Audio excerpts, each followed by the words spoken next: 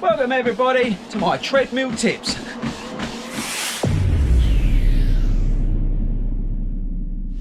Hey, what's up guys, and welcome to Fordy Runs. Now if this is your first time at Fordy Runs, I want you to smash that pink button down there that says subscribe on it. Go up to our Facebook page and join the Fordy Runs running community. And check out the description, there's loads of cool things, including some offers on some treadmills. Yep, check them bad boys out. Now I'm a little bit out of breath because I'm on this bad boy today. I thought it'd be cool this week to do a video on treadmills and some treadmill tips. So let's get stuck in. Right guys, so welcome to my garage. This is where the old treadmill lives. At the moment I'm just in the middle of a little session, so I thought it'd be cool to do the video today. Now I've got some tips for you which I think may help you if you're new to hitting the old treadmill, or the treadmill as we call it. And I've got some ideas on things you should and shouldn't be doing. The first thing that most people don't do is actually warm up on the treadmill. And it's really important that you do. I think you would warm up normally when you go out and run. So there's no different when you get on the treadmill. You don't want to get on there and start hitting it really hard, because it's the worst thing you could do. Not only are you going to be impacting your joints and things like that, but you could end up getting injured and stuff like that. So it really is, number one tip is to make sure you warm up. Now what I say about a warm up is I usually do a nice 5-minute walk at a gentle pace before I get going into whatever workout I've got planned. So that's the kind of idea maybe to try, but make sure you do a warm up. Okay, so tip number 2 is to have a slight incline. Why would you have a slight incline? Well, obviously this thing's helping you, right, with the motor and the belt and everything going round. So give yourself that little incline. He'll make you work that little bit harder, and it'll probably be a truer reflection of actually when you're running outside. Right guys, so tip number 3 is to make sure you get something to occupy your mind.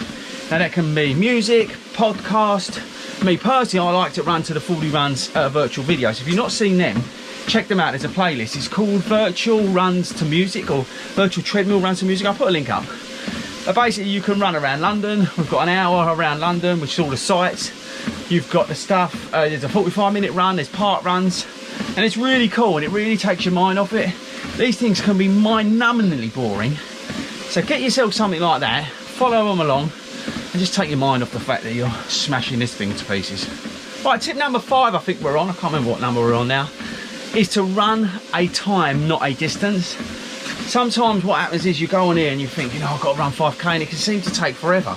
But if you're running to a time, so I always get on here and I run to about half an hour. Why is that? Well, I break it down. So apart from my 5-minute warm up, I then do a half-hour session, but I break it down. So mentally up here, I'm not focused on, oh, I've got to run 5k. I'm focused on, right, I'm going to run 5 minutes, then I'm going to run 5 minutes, then I'm going to run 5 minutes, then I'm going to run 5 minutes. And I just break it down, and it's a real easy way. Again, it's all about occupying your mind, breaking it down, keeping it simple.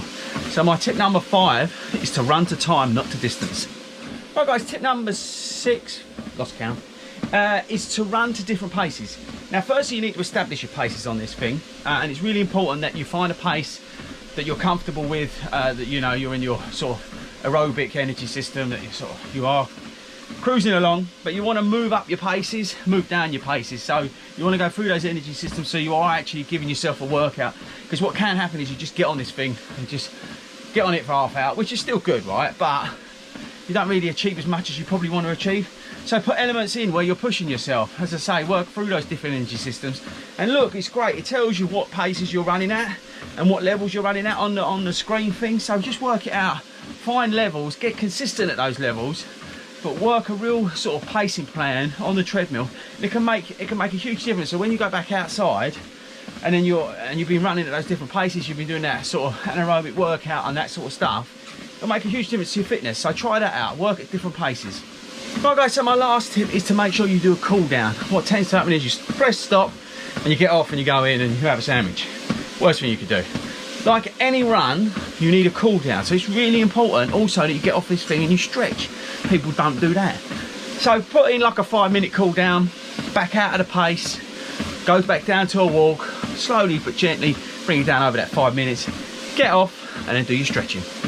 So that's it from me guys. All done. I hope that was useful for you. Probably a bit too noisy with the treadmill on. But yeah, so there's some important tips. I don't think people realise that there's certain things you need to think about when you're on the old treadmill. There's nothing like being out running outside. I mean, you can't beat it. But in these troubled times that we live in, getting on the treadmill, getting your runs done is just as important as anything else. So that's it from me. I'll catch you guys later.